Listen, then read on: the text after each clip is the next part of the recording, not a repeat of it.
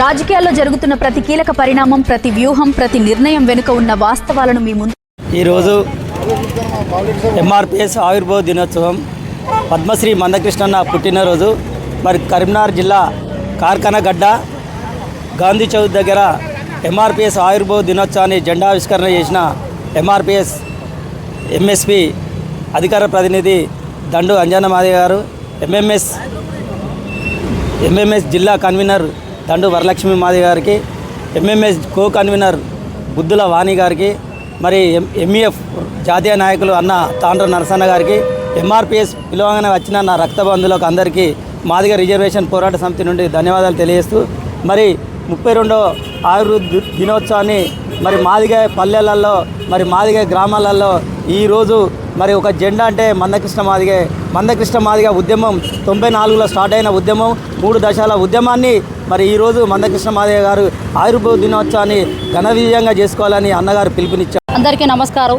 మా కరీంనగర్ ఎంఆర్పిఎస్ కరీంనగర్ జిల్లా ఇన్ఛార్జి మంద రాజన్న గారికి, మరియు అధికార ప్రతినిధి దండ అంజన్న గారికి, కో కన్వీనర్ వాణి గారికి మనస్ఫూర్తిగా వందనాలు తెలుపుకుంటున్నాను. ఈరోజు అన్న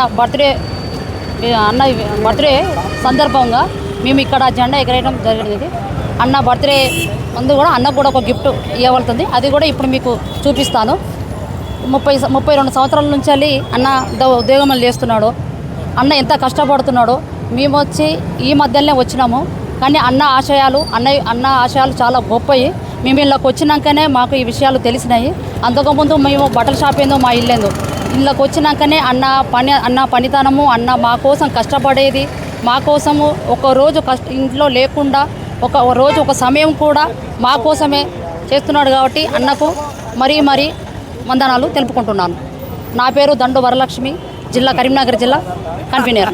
32వ ఎంఆర్పిఎస్ ఆవిర్భావ దినోత్సవం సందర్భంగా ఈ సందర్భాన్ని పురస్కరించుకొని, అదేవిధంగా పద్మశ్రీ మందకృష్ణన్న గారి జన్మదినం రోజున ఈ కార్యక్రమం ఏర్పాటు చేసుకొని, దీనికి ముఖ్య అతిథిగా విచ్చేసినటువంటి జిల్లా ఇన్ఛార్జ్ మంద రాజు మాదిగ గారికి, అదేవిధంగా జిల్లా అధ్యక్షులు బెజ్జంకి అనిల్ గారికి, అదేవిధంగా దండు అంజన్న, దండు వరలక్ష్మి, బొద్దుల వాణి, హాజరైన పెద్దలు వీరరాజన్ అందరికీ కూడాను పేరు పేరున నమస్కారాలు తెలుపుతూ, ఈ కార్యక్రమం ఏదో వట్టి ఒక మందకృష్ణ అన్న భారతదేశంలోనే అందరినీ కదిలించే దిశగా ఒక గుర్తింపున్న వ్యక్తిగా మన జాతిలో పుట్టడము మనలా ఉత్తేజపరుస్తూ, మనను అందరినీ ఒక తాడిపైకి తీసుకొచ్చి జనంలోకి వెళ్ళి గోటు విలేజ్ అనే కార్యక్రమాన్ని తీసుకొని జనంలోకి వెళ్ళి,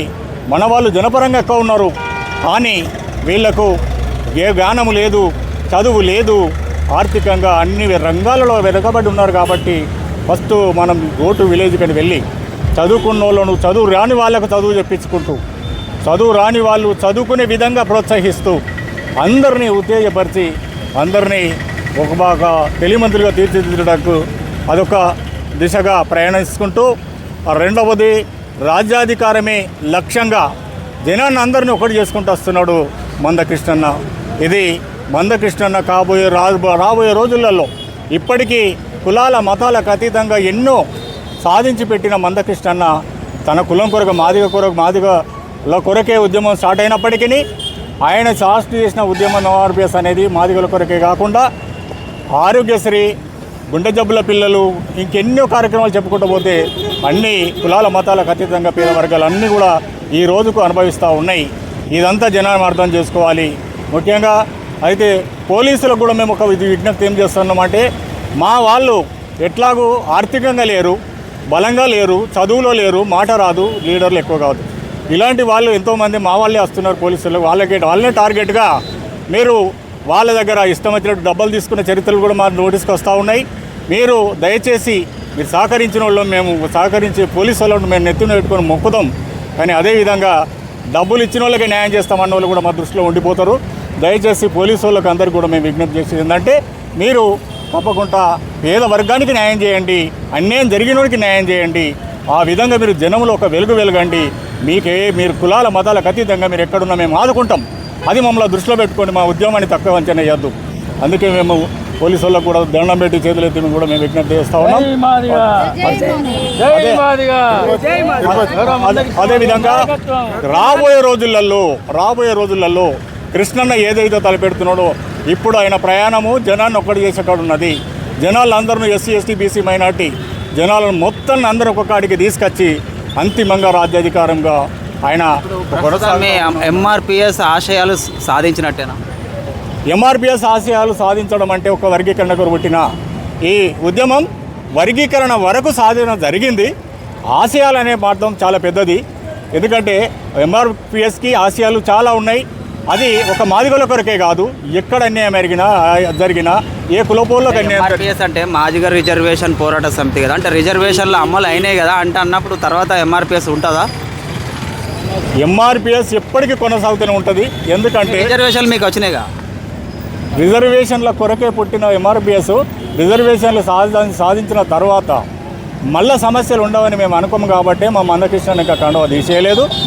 ఆ కండవ ఉద్దేశమే ఎక్కడ అన్యాయం జరిగినా ఈ భారతదేశంలో ఎలాంటి ఇది జరిగినా వాళ్ళ కొరకు పోరాటం కొరకు మా ఉద్యమం ఇప్పటికీ బతికుండవలసిందే. భూమి ఉన్నంత వరకు మా ఉద్యమం ఉంటుంది.